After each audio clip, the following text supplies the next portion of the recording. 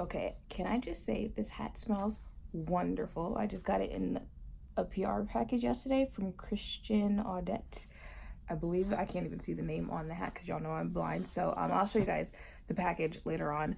But anyway, I just wanted to let you know this hat smells really good. And as you can see, I am pretty bundled up. I am on my way to the city. That hair and lip gloss life. I am on my way to the city because it is microblading day. I am finally getting my eyebrows microbladed, my non-existent uneven eyebrows microbladed, and of course I'm taking you guys along with me. I have the questions that you guys asked that I'm going to ask. Sorry for the sniffling, it's cold. I'm going to ask the microblader. So yeah, let's get on this long train ride and make our way over to the city. Hi everyone, welcome to Ikon Microblading. I am Nikita, the owner and also one of the lead artists here at Ikon Microblading. I'm glad that you, Shanice, decided to come, and I hope you have a wonderful experience with Ileana, who's going to definitely fleek you up today and give you the best eyebrows of your life. All right, so stay tuned for the results. So I am here at Ikon Microblading, and as you guys can see, the process is almost done. This is what my brows are going to look like. I'm just playing with you there. But we have already figured out the shape that I'll be going for with my brows, and they are currently numbing. I am going to try to get some of the actual process. Don't mind my hair, it looks crazy. It's in this ponytail because you know I gotta lay down.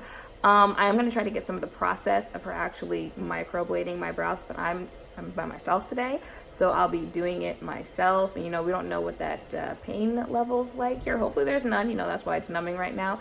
But I'm gonna try to show you guys as much as I can. And after I'm done numbing, my microblader, Ileana, is going to answer the questions that you guys were asking me on Twitter and Instagram. Okay, so here is my beautiful microblader. Her name is Ileana. She is kind enough to answer some of the questions that you guys were asking me on Twitter and Instagram. And the first one is, do you do patch tests before the service? Yes, we do. So we basically do like allergy testing. So it's not with every client. It's usually if a client wishes to do it, if they feel like they have sensitive skin, or if they feel like they might break out, or if they are allergic to anything. What they do is they come in about a week or so before their actual appointment, and we sit them down and we work either on the back of their wrist or on the back of their ear. We usually recommend on the back of the wrist just because they can actually monitor and see it versus behind the ear. And what we do is we just kind of use every single product that we would use on the day of the procedure, and we rub it right on the back. Wipes, the anesthetic, the barrier cream, every single thing that will be touching or that will go in contact with their skin. We use it, we put it right here, we make a little tiny incision with the blade, we even use some of the ink and put that in there, and then for about a week they monitor it to see if anything swells up or they have a reaction, and then we kind of move on from there to see if they're a good candidate for the procedure. Do you have a list of the ingredients in the pigments? I don't. As far as I know, these pigments are very, very safe. When I went to iDesign, I trusted everything about their brand and everything about their products, which is why I use their pigments. I feel like they're great. I've never had an issue with the pigments and any clients. No one's ever come back to me with any kind of allergic reactions or any kind of, weird discolorations, things like that. I mean, all those things happen depends on kind of how they handle their aftercare or skin types and all that stuff, but the pigments are great. I don't know exactly what's in them. I can try to get a list of ingredients for you, but unfortunately I don't know what's in them. So how long have you been doing this? So I actually started, it's been over a year now. I started last year, September 2017 was the time that I decided to get into this business. So yeah, it's been a year and a couple months now. Do you have experience doing this on deeper complexions? Yes, I do. So I work with a variety of skin tones. Every single time that I work, I have a lot of different, skin tone ranges from very, very pale to very deep. So yeah, I mean, I would say that I definitely do. Yeah, and I'm most definitely gonna have your Instagram work popping up on here. I'm telling y'all, it's crazy, but I certainly have seen different skin tones on your Instagram and on Ikon's which is great Instagram as well. Because then it helps me really learn how to work with different, skin tones and all that kind of stuff. Also, I did wanted to mention to you, actually, the darker the skin tone, the better like color retention, I guess you can say, or like the pigment actually sticks better. Oh, cool. Which is something that I learned when I was at iDesign. Okay. So that was something that they taught me, which I thought was really, really cool. And I've actually noticed it whenever I have my clients come back. You know, sometimes you'll have a client that comes back that has a very, very light skin tone, and the color retention isn't as good, or it doesn't heal maybe as dark as somebody that has a darker skin tone. More melanin, better results. You learn something new every day, and I'm not mad at what I just heard. Would you still recommend this for someone doing chemical peels? Well, just as Nikita had said earlier, with the chemical peel, you kind of want to just wait beforehand about 2 weeks. And then even afterwards, when your microblading is actually healed or fully healed, you want to just kind of be careful with the area in the brow area. So any kind of exfoliants, any kind of peels, facials, anything like that, because you want to try not to exfoliate the brows off, since this is a very shallow tattoo that's sitting on the very shallow area of your skin. Many things can factor into it coming off, the tattoo coming off. So I would just say, as far as like chemical peels or anything like that, wait 2 weeks. Okay. After you get one, you get the microblading done, and then after you heal, that's when you can go in and do any kind of facial or peel or whatever, but just stay away from the brows is what I would recommend. How do you determine the right shape for the face?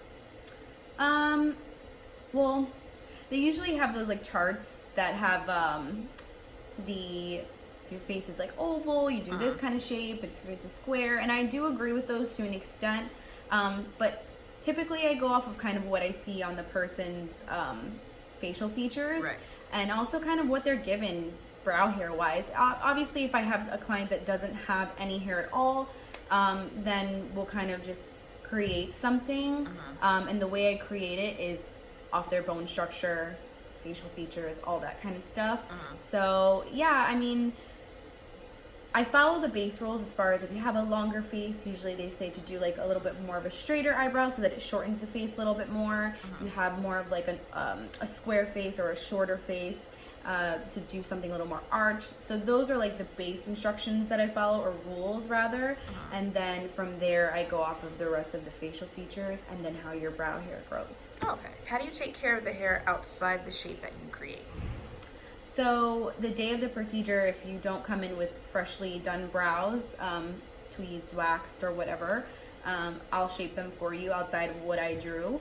After you've healed, you can feel free to go ahead and wax them, thread them, tweeze them.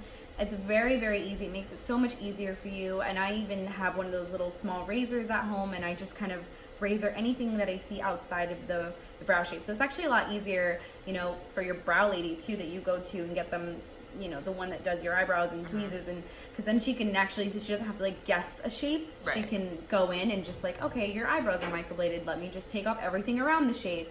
So it makes everyone's life easier. So that's kind of how it's done. How do you determine the correct color for a client? Color? So with the iDesign pigments, I actually only have 6 colors, which makes it so much easier for me as a technician, whereas other brands have a variety of colors. So it's a little bit harder to go in and, you know, determine a color based off that, but this is what I was taught with, and this is what I actually love. So I determine color based off of skin tones, undertones, hair colors, things like that. So I was taught how to determine color with the Fitzpatrick scale.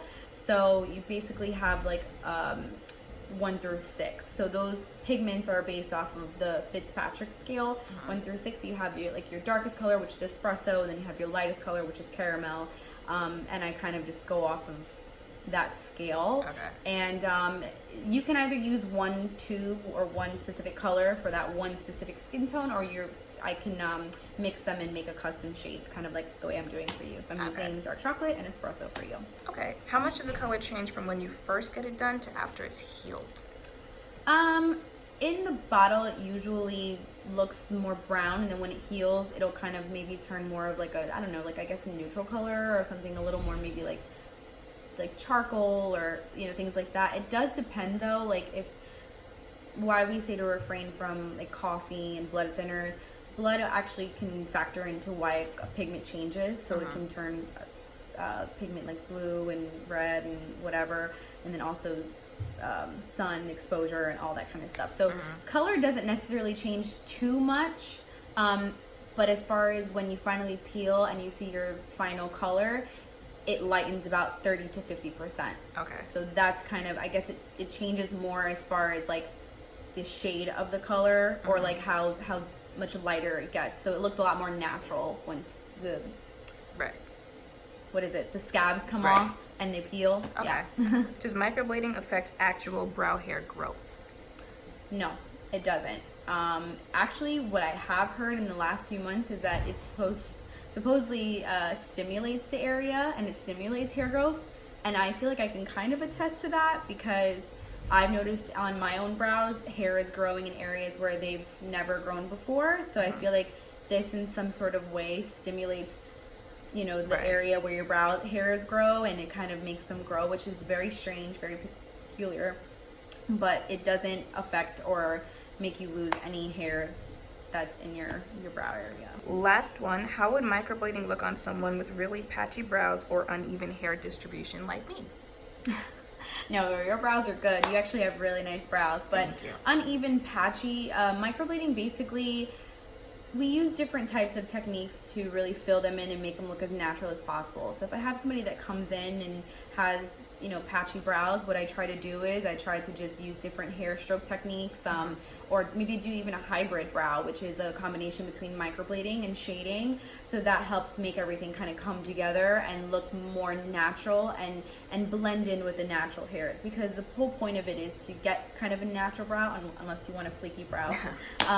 But the whole point of it is to have something that looks really natural, and doing strokes and techniques that will make the microblading blend in with the actual hair, so you can't even tell the difference. Okay, cool.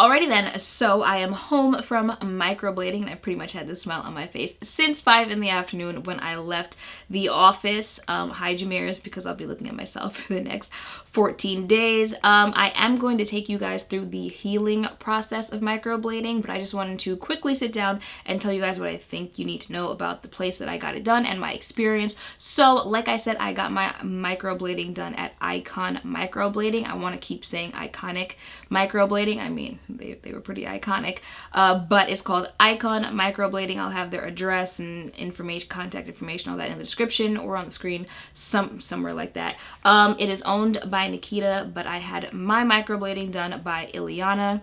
She is bomb. I will have her work appear here on the screen somewhere. What sold me on her and just this company is I was on her page and there was a client that had no brow hair whatsoever. So I'll have pop up here what the client was filling her brows in to look like, and then what her brows look like with no product on them, no nothing. You'll see that there was no hair there whatsoever, and bam, that is what her brows look like after getting them microbladed. So I was like, sold, made my appointment, and that is how I came across this company. Well, it's not how I found them, but that's why I picked them. So I went in and she pretty much mapped out the brow shape that she was going to create on my face. I went in with pictures. I'm not only, I told you guys like SZA is brow goals for me, how I usually fill in my own brows, and then brows that Ileana herself has done on other people, just giving her like an idea, like this, mix all of this together and that's what I want to be on my face, and that's what she did. So she mapped it out and then she numbed my brows. I've seen people not numb themselves. I don't understand how they do that. More power to them, but see, the way I am set up, I needed my face to be numb, so she did that as well. And then after that, I'm sure by now I've already included the footage of me actually getting it done. But she started the process of microblading my brows, and I actually got my brows microbladed and micro shaded. So I'm sure you've seen a close-up by now of what my brows look like. So anything that looks like brow strokes, like little hair strokes, is actual microblading, and then everything else that just kind of looks filled in, like shaded in, is micro shading. Micro shading and ombre brows are more recommended for people who have oily skin. And if you guys didn't know, your girl has combo oily skin, so that is why I went with that little combination there, because I wanted the hair-like strokes to make it, you know, a little bit more natural, but I also wanted something that's going to last a little bit longer on my skin type. So that's why I got that combination. You've heard the sound of what it sounds like getting it done. That's really the worst part of the process, is just hearing on your skin for a good hour and a half. But other than that, because of the numbing, I didn't feel anything. Like, I didn't even realize when she started the process of microblading my brows. She was like, so how does it feel? And I'm just like, oh, you started. Microblading, I could say, was like completely painless for me. I didn't feel anything. Micro shading, I'm not gonna lie, that micro shading just makes you tighten your butt cheeks just a little bit. Like, on a scale of 1 to 10, I would have to say all together the pain level was like a level of 2. And if you guys know me, you know that means like it just was not painful, because everything hurts to me. All right, sitting on this chair hurts right now. So for me to say that it was a level of 2, it just really did not hurt. But then again, I did have the numbing process throughout this entire process of getting it done. Like, laser hair removal hurts more than getting my brows microbladed, like a blade going into my skin. Yeah, laser hair removal hurt more than that. So there wasn't that much pain. The shading, again, made me tighten my butt cheeks just a little bit. And then after each pass, so they'll do your brows and they'll put a passing over that and then do it again, just so like it's more prominent of the ink on your skin. They do numb you again throughout those processes of each layer, and it stings a little bit when that new numbness goes over the ink that they've already done, because they've already, you know, started cutting into your skin. So it's just that little stinging feeling, and the micro shading that had a little to it. But again, it was like a level of 2 altogether, so not that bad. And I think before I go, like, the last thing that you guys need to know is the price. So I believe for Nikita and Ileana, it's the same price. I could be wrong. If I'm wrong, I'll put it on the screen. But it is $600. Now, I would say, you know, stalk the page, follow the page if it is the place that you would like to go to get your brows microbladed, because they do have seasonal discounts, holiday discounts, all that other stuff where you can get to like up to $100 off on the price. And you're probably thinking, oh gee, wow, $500 compared to $600. But in New York, where there are some places that are charging $1,600 to get it done, I will take the $500 over $1,600 any day. And I think that is it. Like I said, they gave me some aftercare directions, which I'll go through with you guys over the next few days. And because I don't want this to be like a 40-minute long video, we're gonna call it a day on day 1. Yes? Yes. Okay, so it is the next day, and let me take that off. This is what my eyebrows, I was getting ready to say my face. Too many foundation hunts. This is what my eyebrows are looking like. You can probably tell they're swollen. Not so much this eye, but my left my left eye is swollen on the ends, and I'm kind of not surprised, because my left eye, funny that I said I didn't feel like anything in my left eyebrow when I was getting it done, but my left eyebrow is the one that kind of stings right now on the tail. So I'm not surprised that there's some swelling. It says that swelling is normal. You know, it's semi-permanent tattoos. Just like tattoos can swell, so can your semi-permanent treated areas. Not gonna lie though, I was nervous for a good minute when I woke up and my mom was like, your face is swollen, especially if you've seen the Liz Ashley microblading video. But it says it's normal. I contacted the tech, just like triple checking it's normal, right? And she said yes, it's normal. So I'm just gonna, you know, monitor it and keep an eye out on that. But It obviously looks like it was swollen on the right hand side as well, but it's going down, so hopefully that's gonna go down too. I'm pretty sure it will because I feel like it was more swollen like 20 minutes ago. But yeah, that's pretty much it on how I'm feeling the next day after. It's a little bit swollen and it's still a little stingy on the left hand side.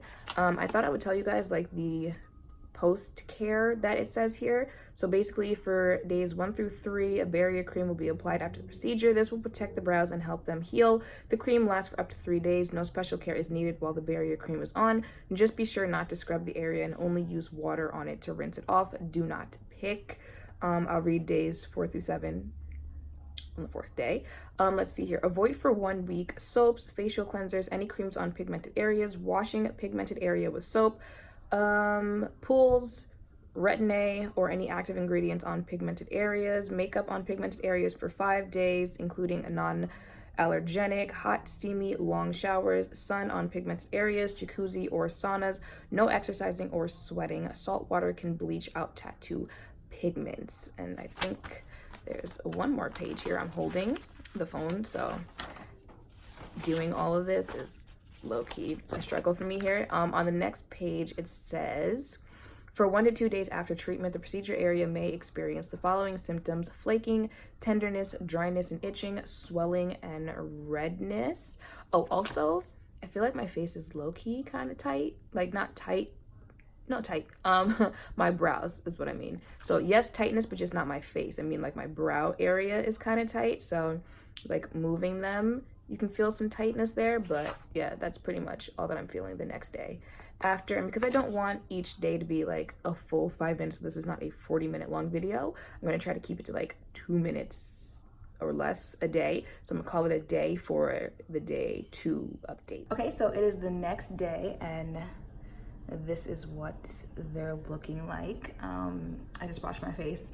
That's probably the biggest thing that's been a tad bit annoying so far in this process. Oh, as you can see, the swelling has kind of gone down. It's still a little noticeable on that side, and that side it's not as swollen as it was yesterday. And there's still a little tightness on my brows. I did not realize how much goes into sneezing until I sneezed yesterday and my brows didn't move. It's like, try fake sneezing right now and just see how much emphasis goes into your brows, and then imagine your brows not moving when you try to sneeze. So there's still some tightness in there, but other than that I don't really like feel anything anymore. There's no stinging anymore. The only time I remember like, oh, I have brows that are healing is when I try to move them and they're still a little tight. But yeah, so right now the only thing that's a little bit annoying is washing my face because you can't get them wet. So I've been washing like from the nose down like I semi-normally would, and then I just use a damp cloth around my forehead and my eyes. And yeah, I feel like that's pretty much it for today's update, just so you guys can see what they look like. I feel like, I could be wrong, but I feel like they're kind of starting to lighten up, at least here in the front. I really just want it to be like day 14 so I can see what they're going to look like and so I can fill them in. So it is day 4. If you guys are ever wondering what my makeup storage is like, this is pretty much it behind me. If it doesn't fit on these 2 cubes, it's time for some makeup to go because it gets very overwhelming very quickly. But that's not why we're here. We're here for a check-in on my brows, and this is what they are looking like. I feel like they've lightened up because the day after I got it done, they were they were pretty dark. They're still dark now, so they're still gonna lighten up, but I feel like they're starting to lighten up. There's a little bit of tension left here on the ends wherever I had microblading done. I feel like you can tell that I can move them a little bit more than I could before. And really the only other thing is that I feel like I'm probably gonna start peeling soon because my fingers brushed up against it when I was washing my face. Again, don't get them wet, but while I was washing the areas around my face, my hand brushed up against my brows and they felt a little crispy. So I'm hoping that means that I will start the peeling process soon. these dots on my face have got to go, but that's not the point. This is what my brows are looking like on the 5th day. Let's just say 5th. Of course, now the sun wants to come out. And we're just, you know, getting up close and personal today because I have finally started the peeling process. You can kind of tell mostly in the front of my brows and on the tails, but you'd have to get super, super, super close to notice. But other than that, there's a little bit of itching, tolerable itching, and I really feel like on days when I don't have that much to tell you guys, I'm just keep it short and just show you what my brows look like, because then, you know, I just end up rambling for like 40 seconds. So yeah, this is what they look like. A little bit of peeling, a little bit itching, and this lighting has changed like 3 times.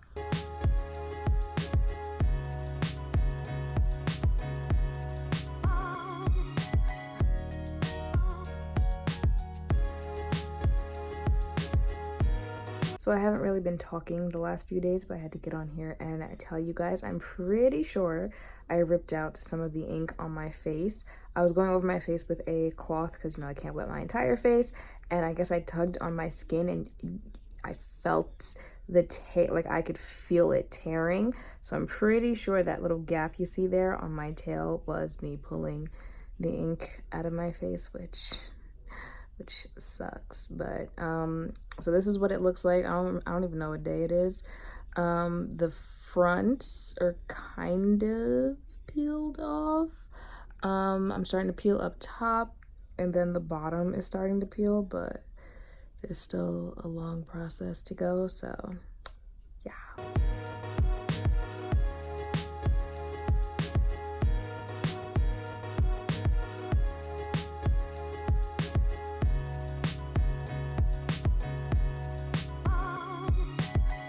I look super dusty, but I literally just washed my face. Not wash like water on my brows wash, but just the way you can wash your brows when you're getting this done. But as you can see, I am pretty much done peeling. There's a little crustiness left there, but hopefully that'll fall off by like tomorrow. And this is what they look like. You probably noticed that the ink didn't take that well on the ends of my brows and on the tops a little bit, on the arch there. That can be fixed with the touch up. My main concern was that, you know, you could probably also notice that the color is a little milky. That's the word that Ileana used when I texted her. She said, you know, it's looking a little milky. But I've seen from other people's videos on microblading, and what she told me is that color can go and then come back, like it'll rejuvenate itself. But she said it takes like 3 weeks. We're only about 2 weeks in, so really I have like another week to see the color come back that's going to come back.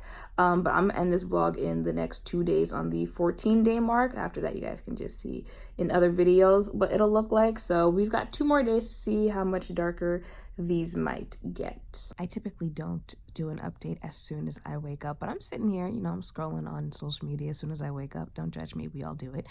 It's not a good thing, by the way. And I'm feeling like something just hitting my eye, like, what is that? So I pull my phone so I can look at my face, and bruh, it's all in my hair. Like, I pulled my head wrap down, but it got all in my hair, it got all in my eyes, and I'm just like, really? Here I was thinking, oh cool, I'm done peeling, and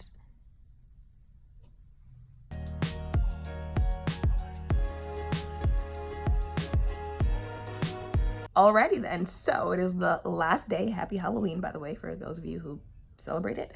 And this is what my brows are looking like. I think it's safe to say that this side did better than this side as far as maintaining. There's a little gap in the front there, and then it's mostly on the ends, the tail and the top there, that the color didn't really stick. I told you guys I wasn't surprised about the ends because I felt it pretty much like tear the other day, and I'm not really worried because I have the touch up now in a month. Yeah, it's already been like 2 weeks, so in a month, so that can be fixed so that it can look more like this side. I'm just happy that I can still see where the ink was supposed to be, so it's a lot easier when filling my brows in, which I'm going to do today. For the first time, I'm finally going to be filming a video and doing a full face of makeup, so I'm excited.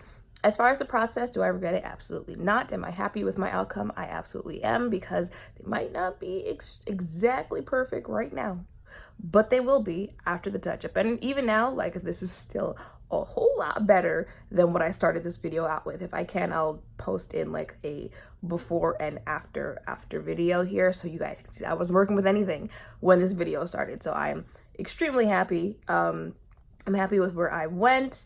It was a really like welcoming vibe, I guess. They kind of gave like Lucy and Ethel vibes, and they'll make you feel at home if that is where you choose to go. Just like research where it is that you choose to go.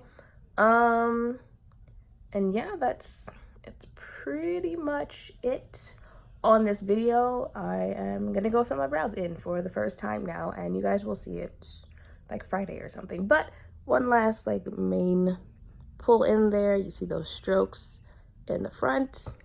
They're kind of still there on this one. And yeah, scratch that. I was supposed to do a full face of makeup for the first time today, but my hair decided that it didn't. It's a long story that I'll explain in the next video, but I at least wanted to fill them in for the first time, since I can at least fill them in so you guys can get a sense what they will look like now on my face once I fill them in. And y'all, it only took like 3 minutes to do this. There's no like the only other thing I would do is add concealer to the bottom if I wanted like, you know, crisp brows there. But yeah, this only took 3 minutes for my face to look like this with my brows, compared to the what, like 20-30 minutes it takes to do your brows. Oh, do I regret microblading? Absolutely not. All right, I'm gonna just do a couple more little these there. Also, if you guys didn't know, like one of my brows naturally sits up higher than the other, so you know I start getting that rock eyebrow situation going on there. So yeah, if you ever notice, like depending on my facial expression, this one will sit up a little bit more than the other one, which I've come to terms with. I'm fine with. They still look good.